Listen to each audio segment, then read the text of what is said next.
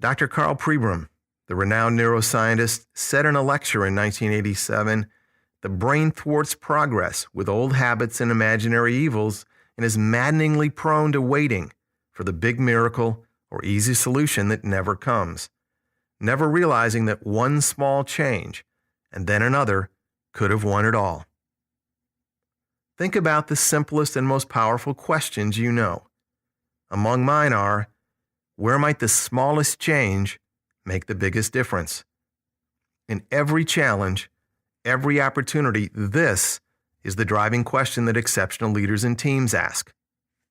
"They made it look easy" is a key phrase describing exceptional performance in any field. Not, "I don't know how they survived it. They tried to outwork everyone, almost burned out and held on for dear life and somehow made it to the finish line." That's a sign of the automatic harder, longer, faster brain tendencies that will never let you make the leap to the next level of success, however you define it, and stay there.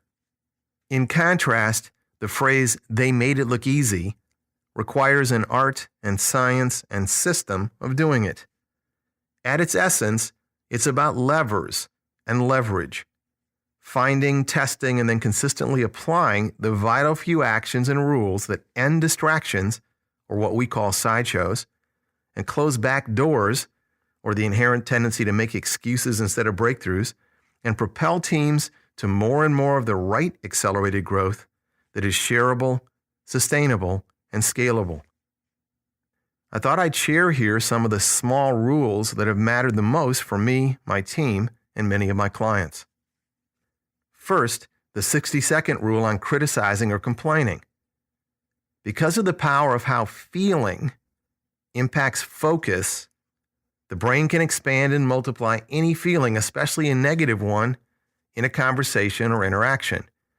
Add to that the fact that the brain's reticular activating system, or RAS, magnifies all incoming negative messages and feelings by a factor of perhaps 10.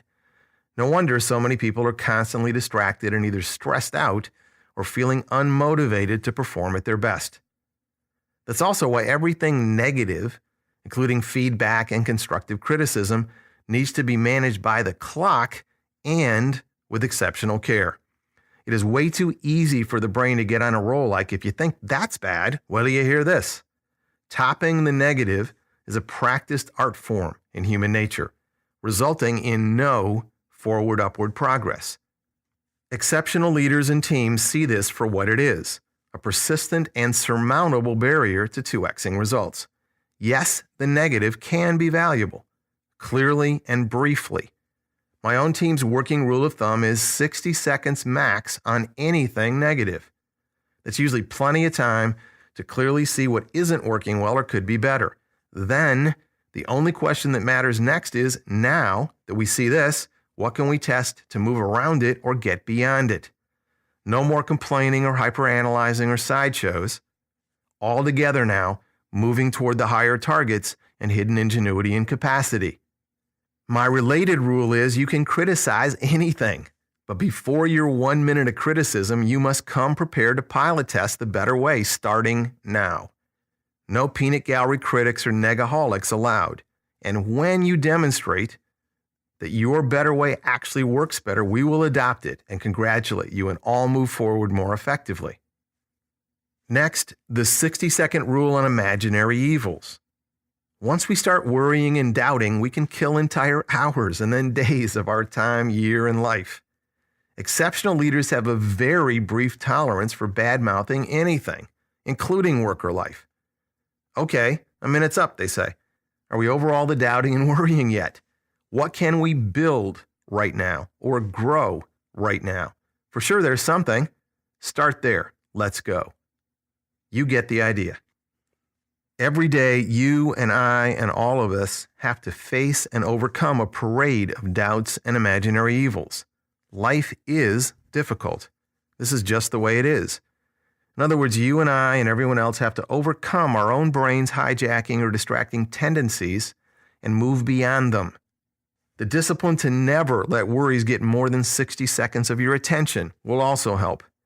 And all energy, even negative, must be channeled into positive new actions that build or grow what you want. Worrying about anything is killing time and burning daylight.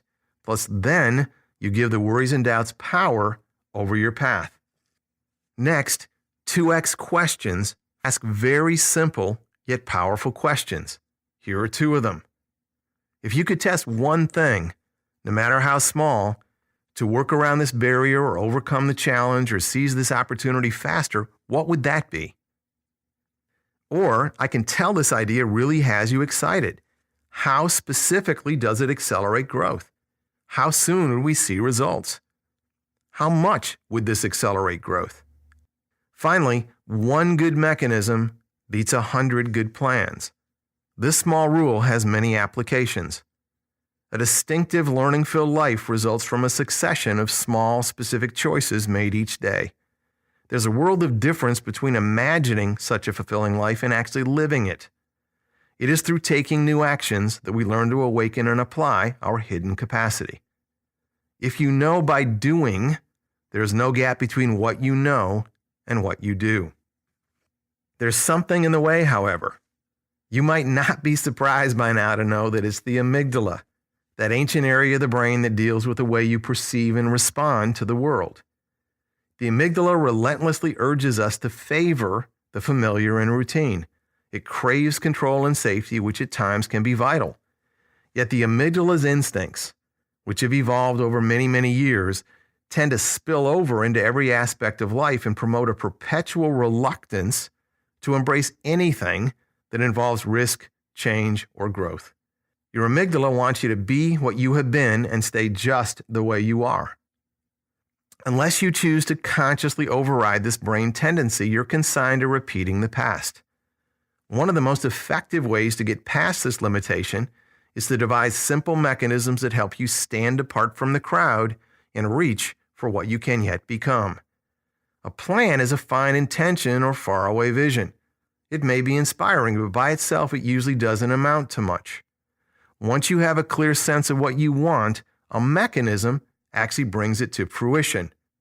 For example, there's a simple mechanism that overcomes the brain's natural resistance to growth or change and helps us to become more of our unlimited best.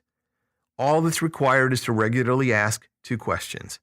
Number 1, what's the most exceptional thing you've done this week? Number 2, what's the most exceptional thing you will do next week? You can ask each member of a group or team to answer these questions, or you can do it alone. You can schedule a weekly meeting with yourself every Friday morning in front of the bathroom mirror, for example. The word exceptional is defined however you want it to be. It simply means what stood out for you. How did you go against the crowd? Or what real difference did you make to the people around you or the world at large? Perhaps this week it was something big. Or maybe it was a kind word or an unnoticed task at home or at work that made you proud. It's the intensity that counts. Take a moment to reflect on your answer. Was this the best you could give? Is there any way you could have given something even more? That's the other thing this simple mechanism does. It provides a direct and unexpected way to value the seemingly minor yet often profound contributions of others that few of us would otherwise know about.